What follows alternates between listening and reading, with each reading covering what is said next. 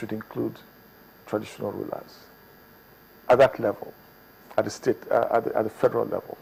Now, at the state level, an equivalent, should happen, rather than becoming a minister under a governor, or you might have problems when that happens.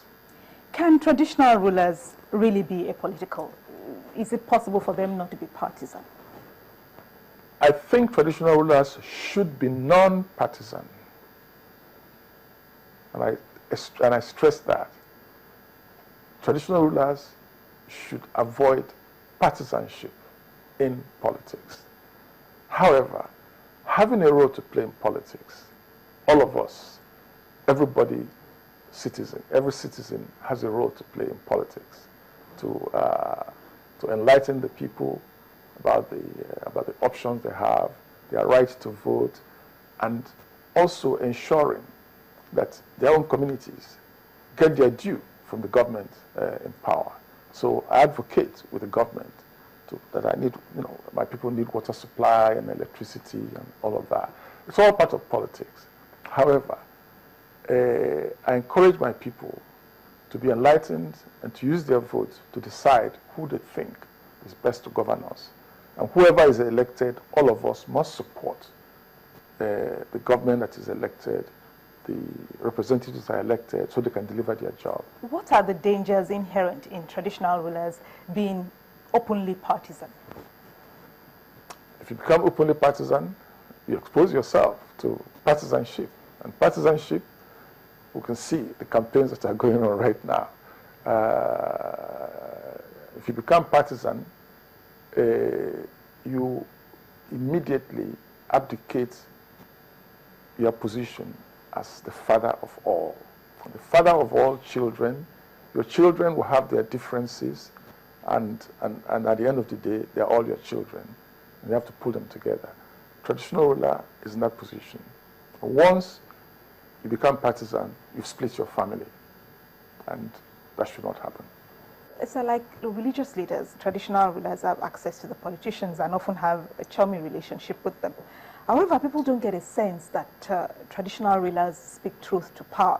What might be responsible for this, or are we just assuming that that is the case? I think it's probably more of an assumption, and in the first instance, I don't think that traditional rulers should have a chummy relationship with political leaders. Because as a father of all, they have to avoid being unduly identified with a small clique or another clique, and so on. And if you're the father of a family, you begin to show favoritism to some of your children against the other. All you do is you create discord amongst your children, and ultimately you become part of that discord. So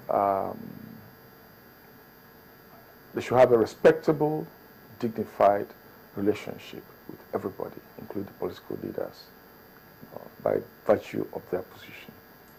At this point, we must take a break. We ask that you please join us again after the... Welcome back. You have been quoted as saying that Nigeria is so large and complex that the power base in Abuja is not sufficiently in touch with the realities everywhere in the country. What can we do about it? I have said so, and I believe that. And I would imagine also that the people who have been to the last national conference were essentially saying the same in the recommendations that they've made to evolve a true federal arrangement for the country. I believe that there's too much power held by the federal government in Abuja, that power and responsibility should be devolved further to the states, because there are no regional governments, but there was a suggestion also for regional governments to be brought back, but at least devolved to the states, and then from the states to the local governments. Now, in Lagos, I think they've gone even further to say that besides the local governments, they'll create the LCDs.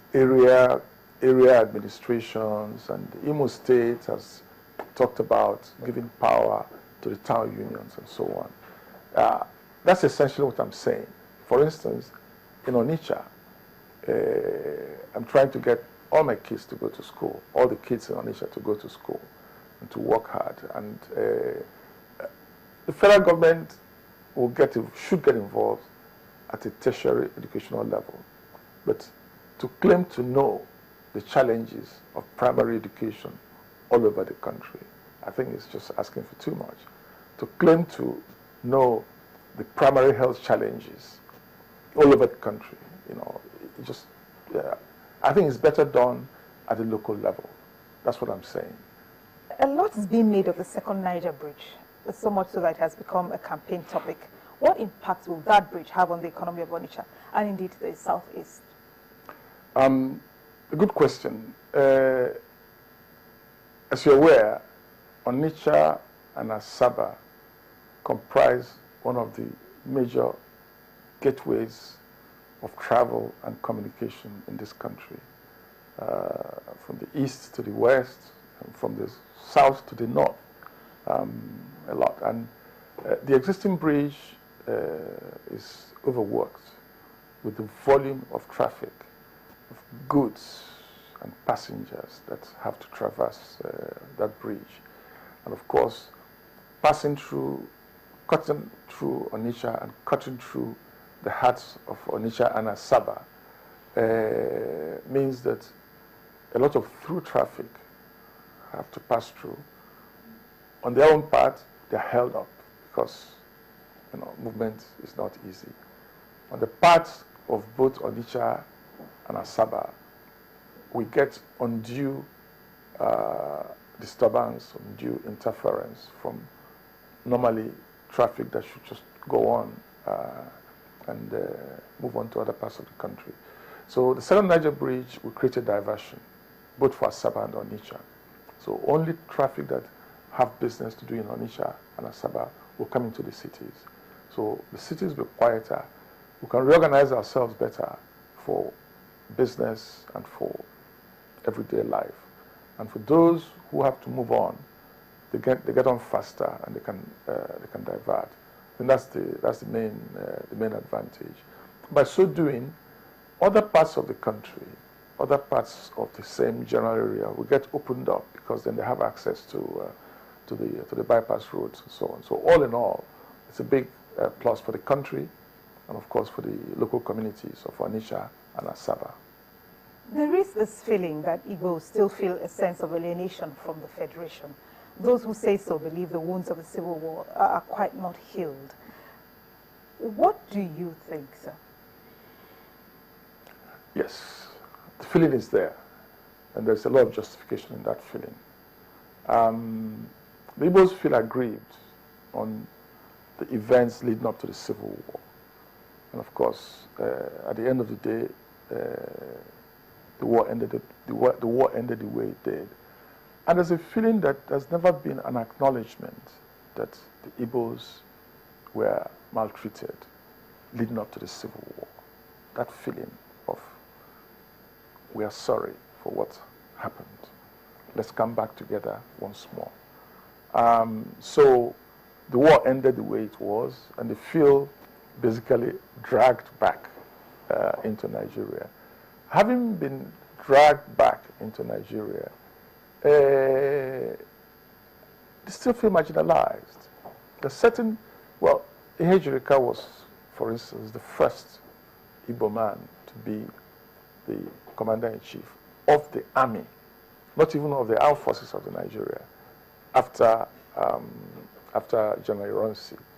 And they don't feel that it's because of a lack of the right people, but that certain positions are just not there for them because of the rest of the country feeling the way they did. So there's that feeling of not fully accepted back, yes. Some of it may be exaggerated, yes, but if you don't acknowledge